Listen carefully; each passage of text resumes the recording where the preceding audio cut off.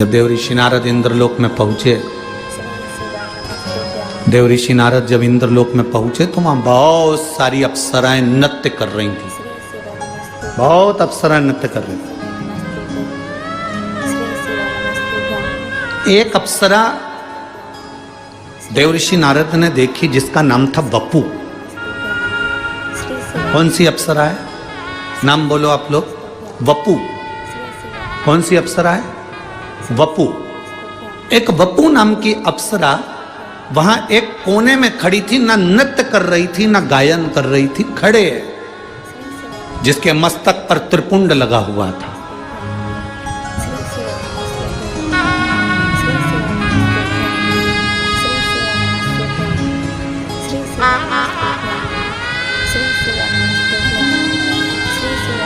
चालीस गांव की कथा में आपको कहा था,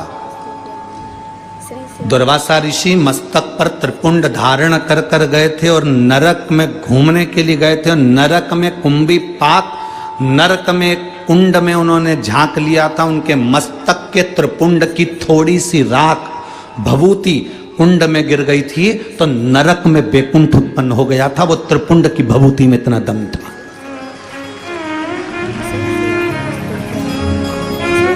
शिवजी पे चढ़ी हुई भभूत में इतना दम था।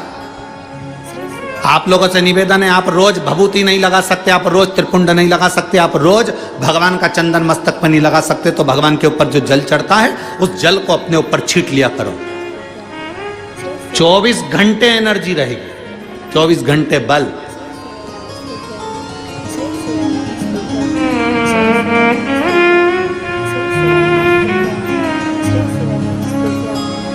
और आज इस व्यासपीठ से कहने में पीछे नहीं हटेंगे।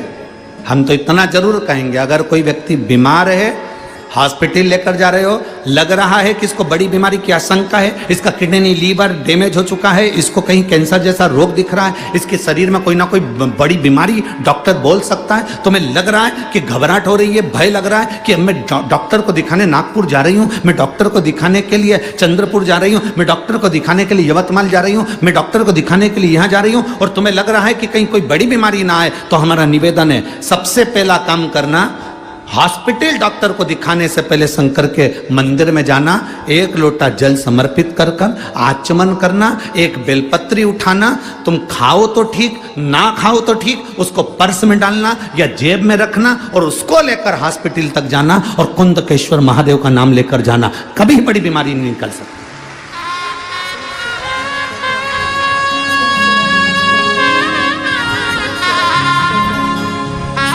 उससे मिलने से पहले, डॉक्टर से मिलने से पहले महादेव से मिलो। अकाल मृत्यु वो मरे जो काम करे चंडाल का, काल उसका क्या बिगाड़े जो भक्त हो महा काल का। जो शिव की आराधना करता हो, शंकर से मिलकर गया हो, शिव से मिलकर।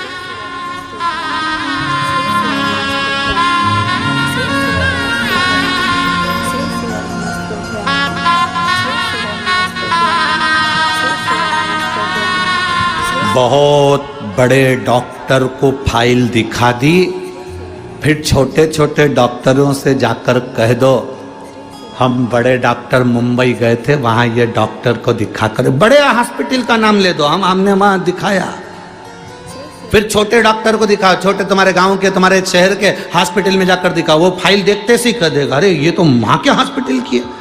फिर वो करेगा जब तुम माँ दिखाया है तो फिर हम थोड़ा बहुत ट्रीटमेंट देख लेते। फिर उसने थोड़ा बहुत ट्रीटमेंट दे दिया। उसी तरह हॉस्पिटल जाने से पहले तुम जब शिवालय तक चले जाते हो, शंकर के मंदिर चले जाते हो, बड़े डॉक्टर से मिल लेते हो। इससे बड़ा डॉक्टर कौन होगा? तुम ईमानदारी से बोलो, जो अपने ससुर का सिर काटकर बकरे का मुंह लगा दे। कितनी जोरदार प्लास्टिक सर्जरी है।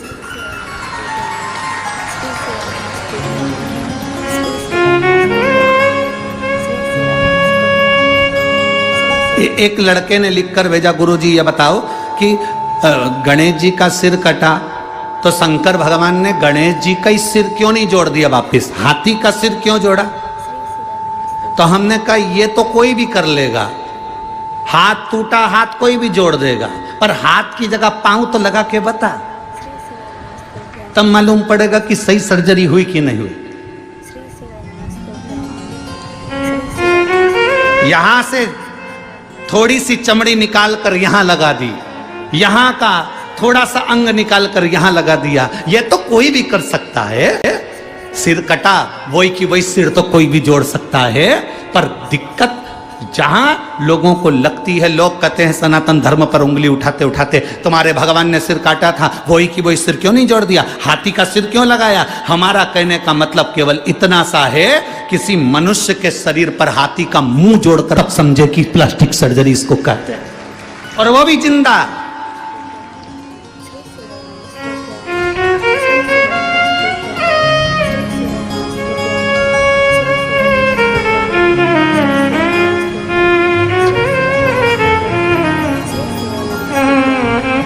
एक व्यक्ति ने हमसे कहा, गुरुजी देखो तुम्हारे सनातन धर्म में, तुम्हारे हिंदू धर्म में कितनी सारी पुराणे हैं, कितने सारे वेद हैं, कितने सारे शास्त्र हैं, कितने सारे ग्रंथ हैं, और हमारे धर्म में केवल एक, बाकी के जितने धर्म सब में एक पुस्तक, एक ग्रंथ, एक किताब है, और तुम्हारी इतनी किताब। हमने उनसे कहा हम पूरी लाइब्रेरी लेकर चलते हैं, क्योंकि हम सनातन हिंदू हैं। पूरी लाइब्रेरी लेकर चलते हैं, साथ में होना चाहिए, लाइब्रेरी हमारी है। एक पुस्तक टांग कर क्या करें, लाइब्रेरी हमारी है।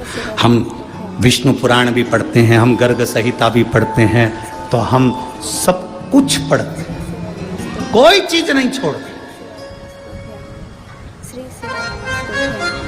कोई चीज क्या छोड़े। तुम्हारे हाथ में किसी संत की पुस्तक आ जाए तो उसको भी पढ़ो, किसी वेद पुराण शास्त्र ग्रंथ जो आया उसका अध्ययन होना चाहिए, उसका अध्ययन हो।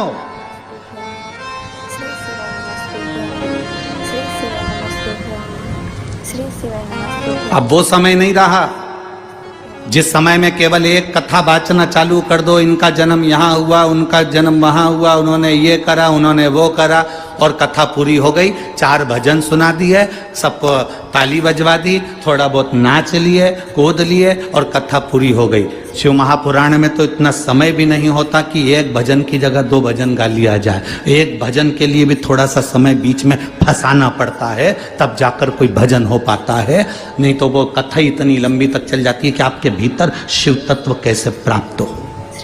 हम जिसके लिए आए, हम जिस परमात्मा को प्राप्त करने के लिए आए, हम जिसके दरवाजे पर आए हैं, वो हमें कैसे मिले।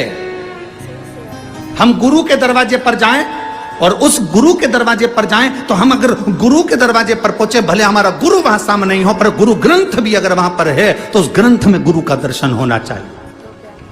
उस ग्रंथ में गुरु का दर्शन हो तो समझ लेना कि तुम्हारा गुरु के दरवाजे जाना सार्थक हुआ, तुम्हारा गुरुद्वारे जाना सार्थक हुआ। तुम मंदिर में जाओ, और मंदिर में जाने के बाद तुम अगर भगवान को जल चढ़ाते समय तुम्हारे भीतर की इंद्रियां आनंदित ना हो जाए, तो तुम्हारा फिर मंदिर जाना व्यर्थ है। मैं आनंदित होना चाहिए कि मैंने जल चढ़ाया तो मेरी इंद्रियां आनंदित हुई।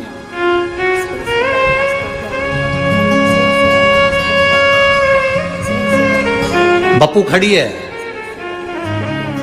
इंद्रलोक की सारी अप्सराओं में अलग खड़ी है, सिर पर त्रिपुंड लगा हुआ है, चंदन का तिलक लगाया हुआ, कंकु का तिलक लगाया हुआ, सिर पर थोड़ा सा तिलक लगाया हुआ व्यक्ति अलग दिख जाता है। पूरी ट्रेन में, ट्रेन के अंदर लोग चढ़े हुए हैं, और अगर आप तिलक लगाकर चढ़ गए हो तो यह पक्का है कोई ना कोई तुमको ऐसा मिल जाएगा जो थोड़ी सी जगह देकर सीट पर बिठाई देगा। तिलक का यह फर्क पड़ता है।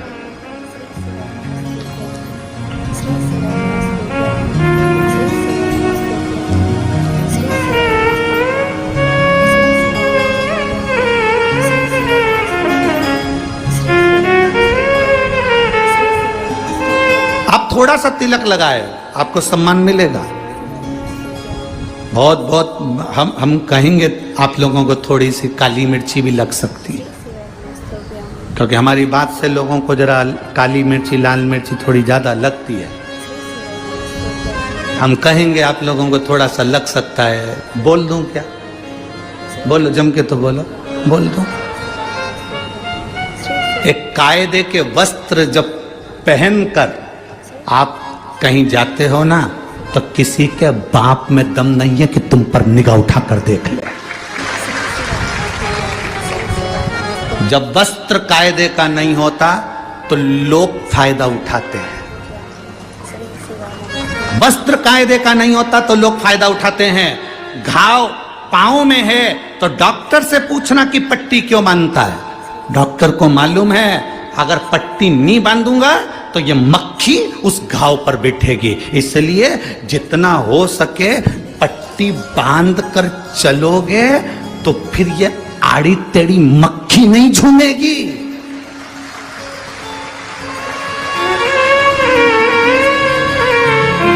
मक्खी झूमती तब है जब घाव दिखते हैं, जब हमारा शरीर नजर आता है।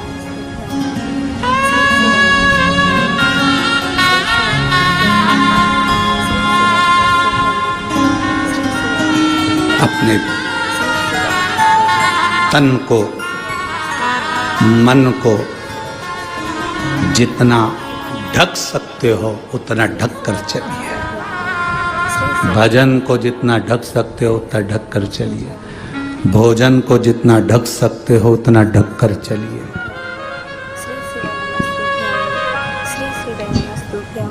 भजन, भोजन, धन और नारी जितनी पर्दे में रहती है उतनी सेफ रहती है,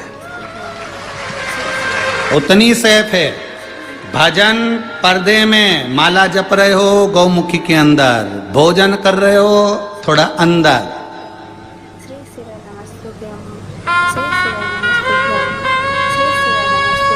पहले के जमाने में लोग भोजन घर में करते थे,